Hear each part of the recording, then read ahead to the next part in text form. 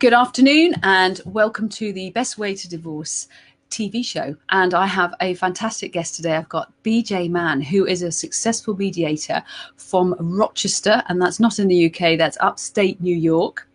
And BJ is not only part of a thriving mediation community there, but she's also written a book, which we'll talk about a little bit about later. But I've got some sort of tough questions for her about mediation, which I think will be of interest to anyone who's ever thought about using mediation or is perhaps even using it right now. And also some of you professionals out there might find this of interest too. So the way I wanted to start, BJ, is to get straight to the nitty gritty. Often people say to me, oh, I can't, no, mediation won't work because he or she, they won't do it. Right. And when they say they won't do it, these are people who don't really understand what it is, and they can't even get as far as getting them interested enough to find out. So I know you have quite a clever strategy and that where you guide people to be able to do that. Yes, I've been successful in coaching people to have their spouse participate in mediation. And one of the first steps is to make sure that the spouse who wants to leave the marriage has been very clear. So the first thing is you need to be able to say, this marriage is over for me. And you can't say it's over for you. It just has to be over for me. And it's not working, and it's not, I'm not happy anymore, because those leave room for help or change. Nothing will influence you wanting to end the marriage. And if that's your case, then I offer some strategies to folks. After you've told your spouse that this is the way you want to do it, you really need to say, I am getting on the train. We only have two trains we can choose. We can choose the mediator train or we can choose the attorney train. But I am getting on the train. And you need to give your spouse a little bit of a timeline to do that. Now, in most cases, the spouse is going to be angry or scared or bullying, and you're going to have a difficult conversation.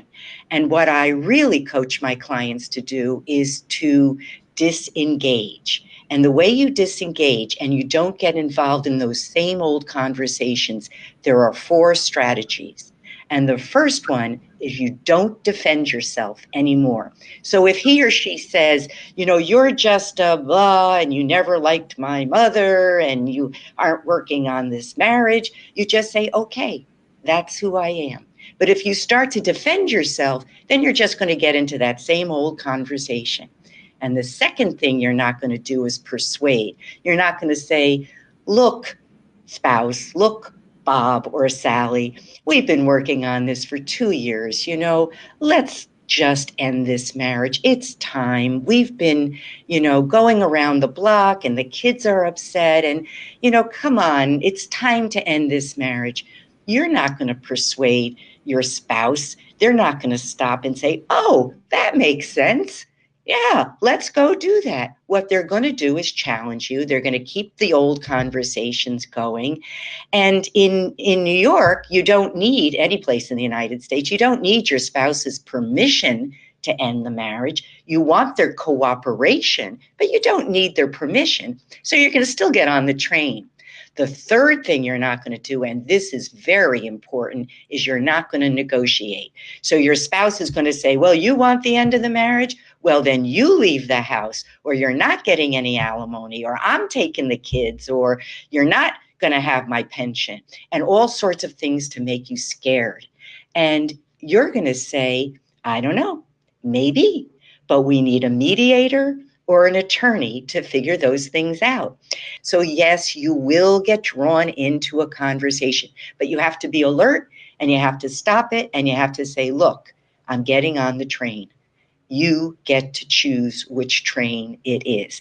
And I'll tell you, people come for their consultation, and then I'm the messenger of mediation. I'm the person who is able to explain why mediation is so important. It's not the spouse's job to do that. It's my job. I need to get them in the office. And I'm telling you, I've been very successful with this coaching that I give whoever calls to say, help me get to mediation because my spouse is just not doing anything. I can't move this process forward. And limbo is a lousy place to stay. And it's lousy for the kids, and it's lousy for everybody. The air in your home gets polluted, and you need to create clean air. But the way to make sure that your spouse knows you're serious is to disengage from those old conversations and make a timeline to get on the train. Yeah, that's what I do. So just to summarize again, can you just go through this four pieces of advice that you give them and Yes. help them? You don't try and sell mediation to them, that you can do that. It's about getting them to have that initial free, no obligation conversation with you about it. Could you just summarize again very briefly? Of course. So the first thing is you want the spouse to be very clear, and they have to say that to the husband or wife. This marriage is over. Then, no defending yourself. So whatever's thrown at you, you're going to back away and just give it up. The second thing is no persuading. You're not going to get your spouse to agree with you. They're not going to. They're going to challenge you. The third thing, very important, no negotiation. You're not signing anything at your kitchen table that you haven't had thoroughly vetted. So don't worry about whatever your spouse says. And the fourth thing is no stalling. Get on the train, set a timeline, and stick to it. And those are the four pieces of advice. Then I'm the person who's explaining mediation when those clients come into my office. And that's the way it works. And it clearly does work very well, because you were saying that you've managed to get mediation to really thrive in the Rochester area. And can you explain where there can be variable success depending on where people are in the world, or where they are in a country, as to how many people are taking up mediation? I know that in the UK there's still a lot of confusion about what mediation really is and what the benefits are. What do you think are the reasons why you have been so successful with your colleagues in the Rochester area? Well, good mediation breeds more mediation. And we happen to have a group of, I'd say, just 8 to 10, but really good full-time mediators in Rochester, New York. And we have a very good collegial relationship with each other. We meet once a month. We have peer support. We have educational programs. And most of us, if not all of us, are part of a statewide organization, which really gives a lot of support and information and conferences.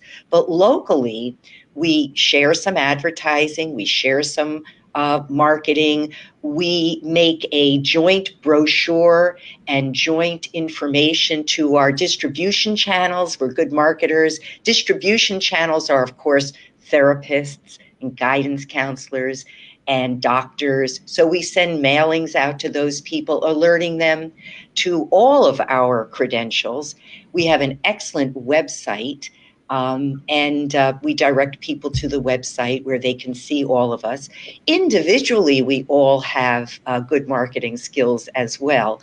And Rochester, New York is really a hub of mediation. There's something called the Center for Dispute Settlement, which takes care of some divorces, but mostly community mediations, neighbor to neighbor, and even our court system directs very problematic divorces that are already in process to the Center for Dispute Settlement for mediated resolutions of a family issue or a parenting issue.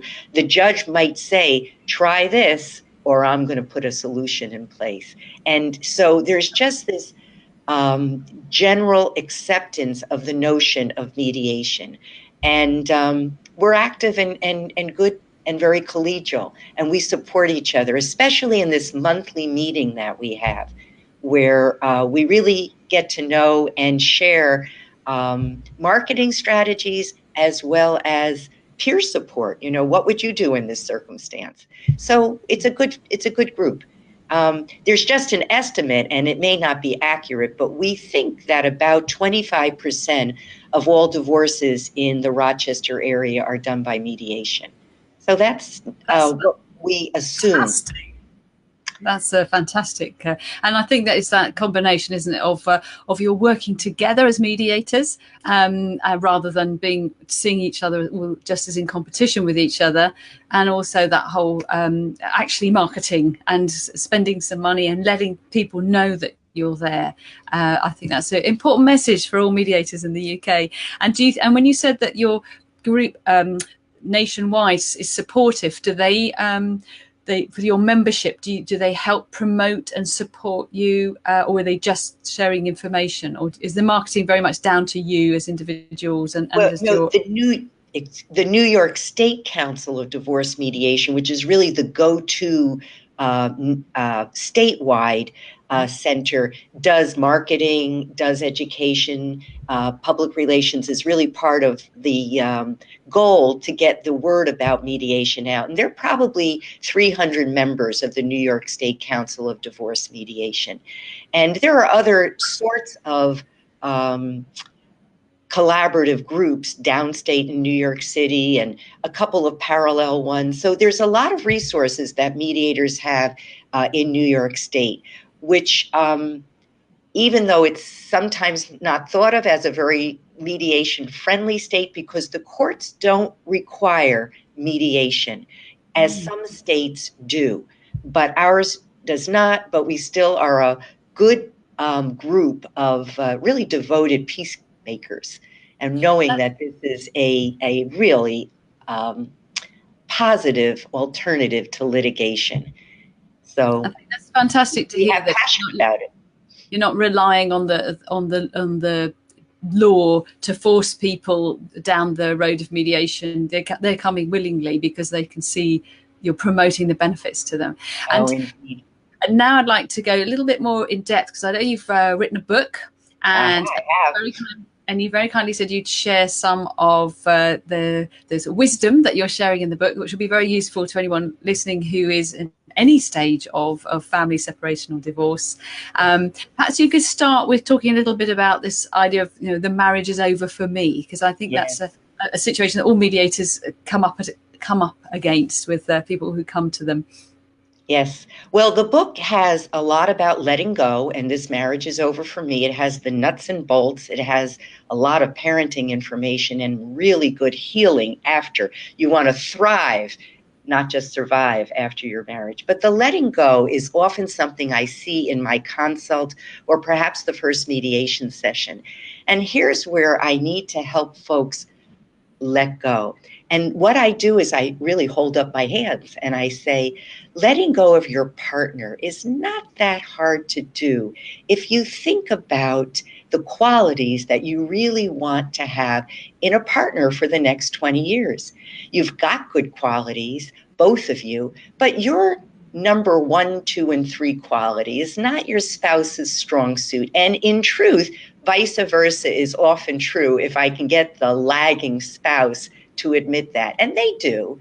The number 1 quality you need in a partner is that your partner wants to be with you. And if somebody's saying, I don't want to be with you, you can't wake up every day saying, thank you for staying with me. No, everybody deserves more than that. And I actually say that to my clients.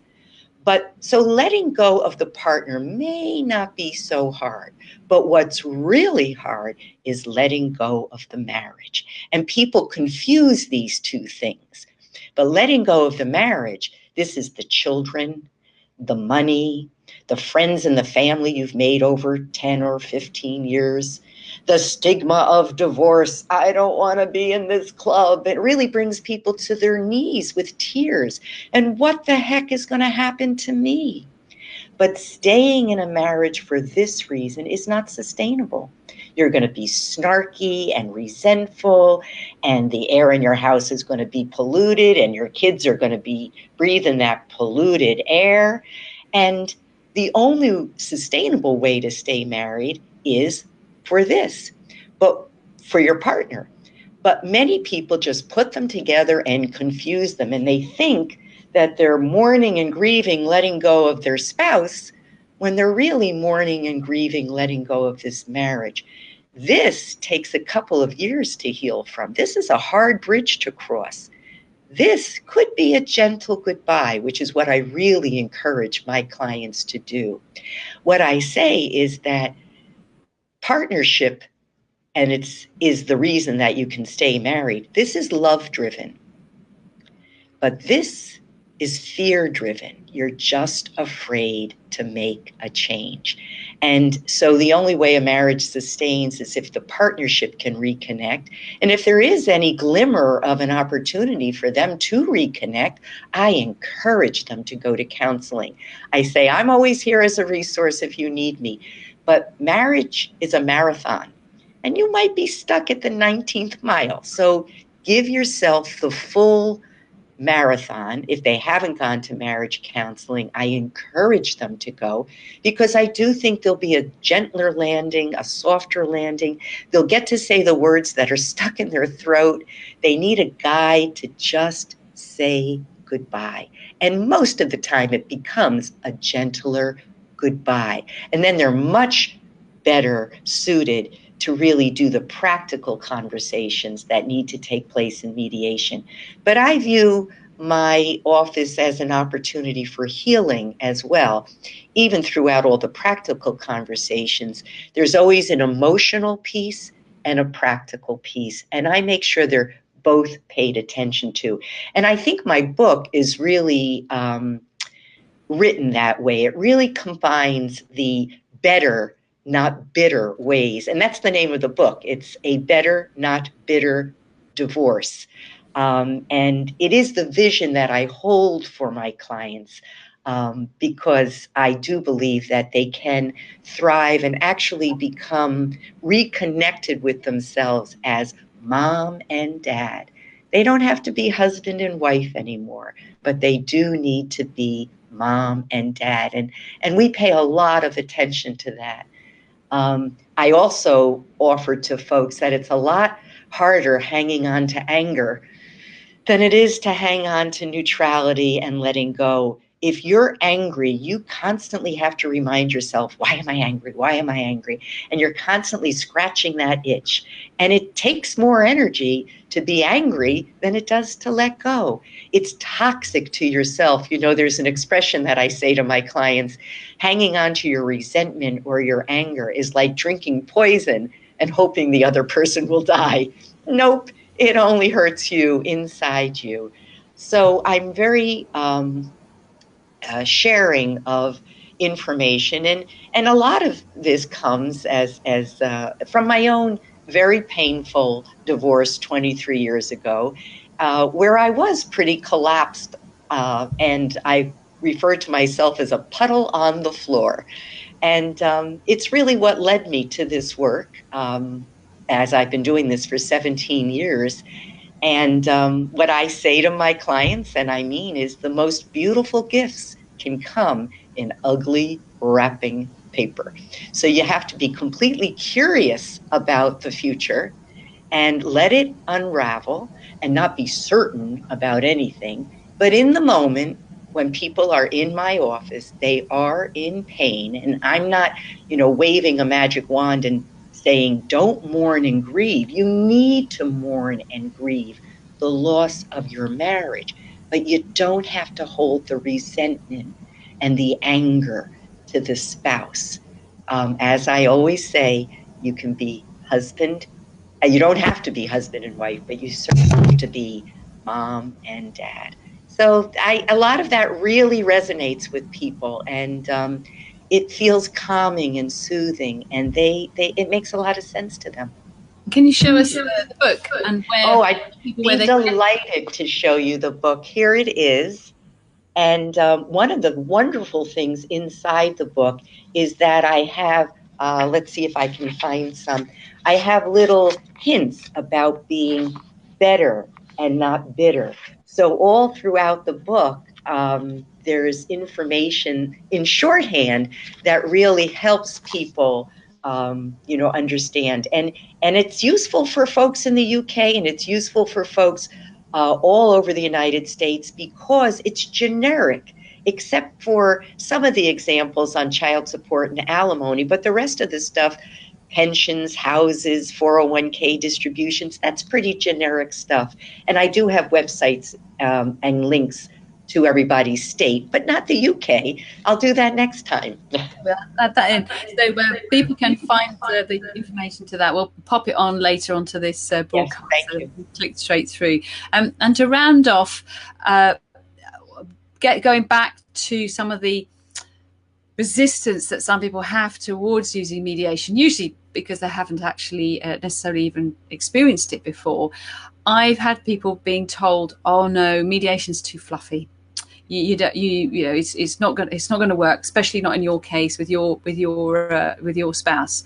What's your answer to that? Oh, that's a very good question. And I say it to all of my clients. First of all, you always can have a relationship with an attorney. And you can always have, 15-minute phone call with an attorney to say, does this make sense? Am I hearing this correctly? So that's a great thing. You don't have to fly solo. The second thing is you can have the agreement reviewed by an attorney so they can vet it. If it doesn't work for you, we can make changes, we can tweak it. I have to say that 99% of my agreements end up getting signed the same way they left my office because my clients are well informed. And that is the key to a good mediation. So you say to your clients, I will make sure you are well informed. And the other thing I say is there's no downside to trying mediation. Try it. If it doesn't work, escalate. Those venues are always there for you. They're not going away. But if it does work, you're going to save a fortune. You're going to have it very efficient. It's going to be affordable. Mediations can be done within 3 or 4 months. Attorneys, my goodness, I don't think often they can say hello in 3 or 4 months. And I'm being facetious, of course. But it's a more efficient, a more affordable, a gentler process. And there's no downside in trying it, because if it doesn't work, you've invested very little money. I mean, mediators' hourly rates, and 2 people are paying that 1 hourly rate, are much less than attorneys in the United States for sure. So you've invested what, a couple of $100? If it does work, you've saved a lot of money. And if it doesn't work, you haven't invested very much. So I encourage my clients to use resources, financial resources, therapy resources, attorney resources, to round out the mediation process as they need it. And one of the secrets that I have up my sleeve is that if clients reach an impasse, I mean, they just cannot agree upon child support, for instance, I'll say, let me get an attorney in my office who doesn't know either one of you. And that attorney will listen to what you have to say, and they'll give you what they think the judicial response will be. So it's a very affordable way to get a glimpse of what that judicial response might be. They don't have to listen to the attorney, but they're very grateful. And that's like 1 hour of an attorney time. And both people are hearing the same thing. It's not one attorney saying, the warrior point of view and the other attorney saying the warrior point of view. And neither one of those are actually going to happen. Something in the middle is going to happen. So I always, when we reach impasse, I offer that, and people take me up on it. And I have a very good group of attorneys who are quite willing to put their black robes on and come into my office and pretend they're judges. But of course, it's just a consultation in that. That's quite good. That helps a lot. Because you can also bring in more formally send them to talk to arbitration, but then they are bound by that decision. But it's a nice stepping stone, because that's quite extreme, and though it can be a very useful way to resolve a particular issue and then carry on with the mediation if necessary. But I like the fact that they don't have to be bound by it, but they're listening to it together in the safe space that you've created, and they're hearing a kind of reality check, isn't it, really? Because sometimes they might be a little bit off course with what they think a judge might or might not say. So that's right. Great advice. Thank you. So that's fantastic. Thank you so much for the interview. And let's add the link to the book to the post in the Facebook page, and hopefully we'll get to talk again in the future. I'd love that. Thanks so much for the opportunity. Take care. Thank you. Bye. Have a good afternoon. Bye.